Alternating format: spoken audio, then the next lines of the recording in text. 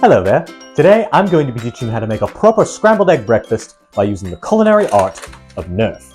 Whether it's because your cooking materials have been confiscated due to a recent cooking fire that may or may not have been your fault, or just simply because you're feeling Antagonish, this dish should be your gateway to the Nerf culinary artistry.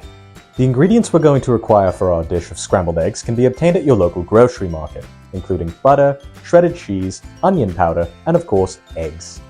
And here we have our cooking utensils, which includes but is not limited to your high-velocity blue Nerf gun, your not quite as good but still fairly adequate C015 laser-guided pistol, your standard issued N-Strike Rev 6, and of course, your rough-cut 2x4 Culinary shotgun. Now of course, in the wrong hands, the damage can be irreparable, so it's recommended that you take the culinary firearms courses at the Antagonish Academia before proceeding to cook. Otherwise, best to leave the cooking to the professionals. Ah, bloody hell! It's alright.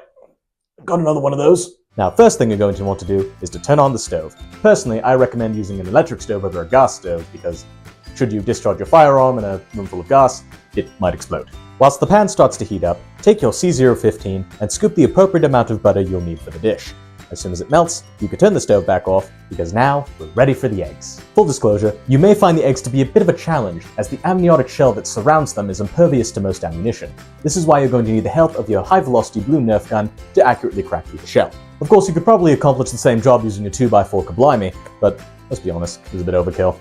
I'm trying to cook eggs, we're not trying to tenderize meat. So after the eggs have been firmly placed into the pan, you're going to want to aim in, look them dead in the eye, and blow that egg to kingdom come.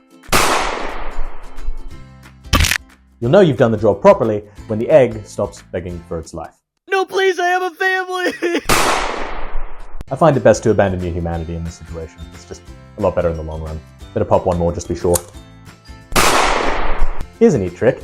If you find that you need to remove shell debris, you'll find that the back part of your C015 makes for a great scoop. Afterwards, take the same scoop and mix the eggs so that the liquid is all the same color. Look at all that eggy goodness. Now at this point, you're probably wondering, could I accomplish the same job of mixing with my high-velocity blue Nerf gun? And the answer is yes and no. The high-velocity blue Nerf gun is a tool of fine precision and accurate cracking. It's not necessarily designed for the purpose of mixing, and even if it were intended for that purpose, it is a fancier-looking tool. After all, why would you use a diamond-studded spatula for a job that could easily be accomplished by a regular spatula? Doesn't make sense, really. So now that the eggs have been thoroughly mixed, it's time to add the cheese. What you're going to want to do is suspend your cheese over the pan of egg with a small opening at the bottom of the bag. Once you've confirmed the cheese isn't going anywhere, pull out your standard issue N-Strike Rev 6 and fill the chamber with the accurate amount of ammunition for the desired amount of cheese. About 3 rounds should do you just fine, although it's always good to add an additional round of ammunition in the event of a misfire. And provided that you're an accurate shot,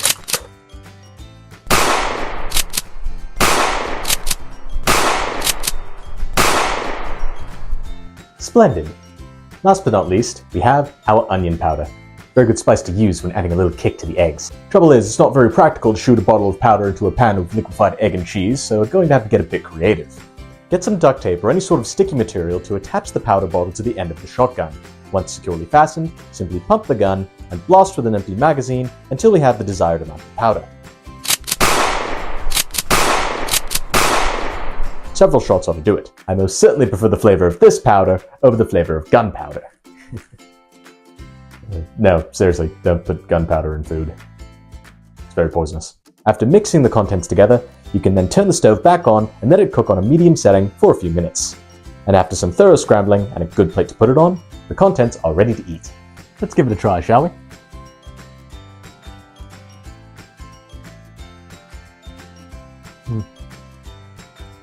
Chewy. There's a big taste of onion. Oh, and a shell. It's like a little kit with a surprise inside. Positively scrumptious. With a meal like this, I feel reinvigorated and ready to take on the day. Good thing for that, because I just ran out of cooking ingredients, and I need to go grocery hunting. Feel free to use the culinary art of Nerf and the lessons learned in this video to impress your friends, or make them, whatever works best for you. Also, be sure to thank your local arms and ammunition dealer, as this would certainly not be possible without them. Anyway, that's all I have for you. Sayonara. Oh god. Indigestion!